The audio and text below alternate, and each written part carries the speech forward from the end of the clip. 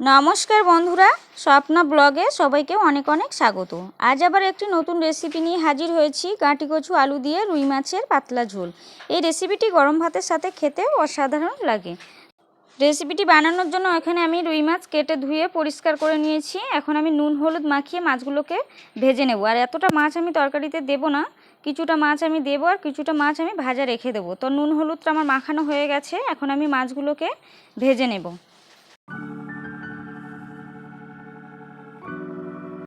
মাছটা ভাজার জন্য আমি এদিকে কড়াইতে তেল দিয়ে দিয়েছি। তেল গরম হয়ে গেছে, এখন আমি মাছগুলোকে এক এক করে দিয়ে মাছগুলো হালকা করে একটু এপিট ওপিট ভেজে নেব।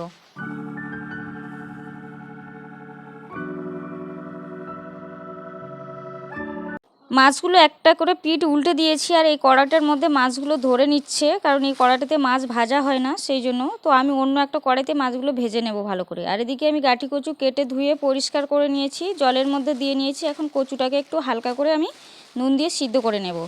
আর এদিকে আলু কেটে ধুয়ে পরিষ্কার করে নিয়েছি। তো এই কড়াটার মধ্যে আমি মাছগুলো তুলে ভেজে নিয়েছিলাম। মাছ ভাজার পর কিছুটা তেল ছিল, এখন আমি আলুগুলোকে নুন হলুদ দিয়ে একটু লাল লাল করে আলুগুলো ভেজে নেব।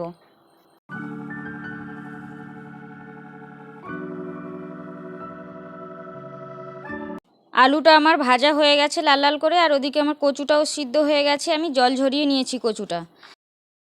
এর মধ্যে দিয়ে দেব সামান্য কালো জিরে।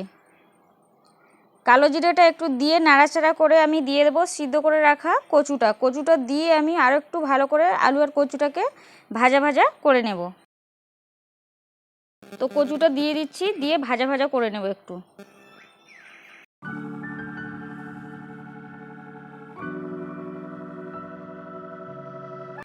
এটা আমার ভাজা ভাজা হয়ে গেছে। এখন আমি এর মধ্যে দিয়ে দেবো একটা কুচিয়ে রাখা পেঁয়াজটা দিয়ে একটু 2-3 মিনিট একটু নাড়াচাড়া করে নেব ভালো করে।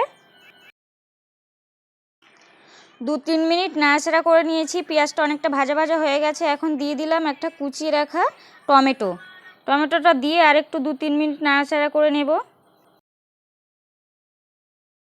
এরপর এর মধ্যে দিয়ে দেবো পেস্ট করে রাখা আদা রসুন আর কাঁচা লঙ্কা। এটা দিয়ে মশলাটাকে আর একটু ভালো করে 2-3 মিনিট কষিয়ে নেব।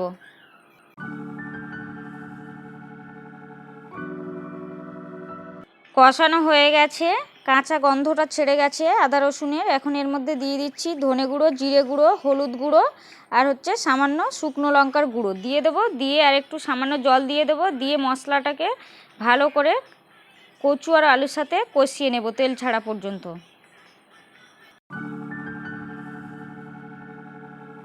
এটাকে আমি 5-6 মিনিট মতো প্রায় কষিয়ে নিয়েছি, কষানো হয়ে গেছে। এখন আমি এর মধ্যে দিয়ে দেব 1 গ্লাস মতো গরম জল। তোমরা চাইলে ঠান্ডা জল দিতে পারো, কিন্তু আমি কচুতে গরম জলই দেব, কারণ কচুটা অনেক সময় ঠান্ডা জল দিলে শক্ত হয়ে যায়, সেজন্য আমি গরম জল দিয়ে দেব। দিয়ে এটাকে ঢাকা দিয়ে ফোটা পর্যন্ত জলটাকে ঢাকা দিয়ে রেখে দেব।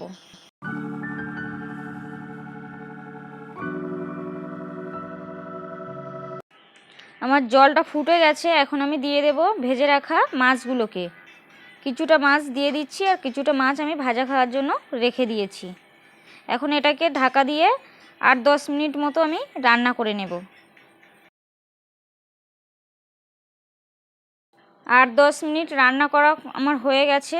আলু কচুটা একদম পুরোপুরি সুন্দর গলে গেছে, আর নুনটা একটু কম ছিল, আমি নুনটা আর একটু দিয়ে নিয়েছি। এখন আমার ঝোলটা এরকমই থাকবে, আর ঠান্ডা হয়ে গেলে ঝোলটা অনেকটাই শুকিয়ে যাবে, সেই জন্য আমি এর মধ্যে এখন দিয়ে দেব নামানোর আগে ভাজা মশলা, ধনে গুঁড়ো আর জিরে গুঁড়ো ভেজে রেখেছিলাম, আমি সেটা দিয়ে দিলাম। দিয়ে এটাকে ঢাকনা চাপা দিয়ে রেখে 2 মিনিট মতো ঢাকনা দিয়ে রেখে তারপর আমি গ্যাসটাকে অফ করে দেব।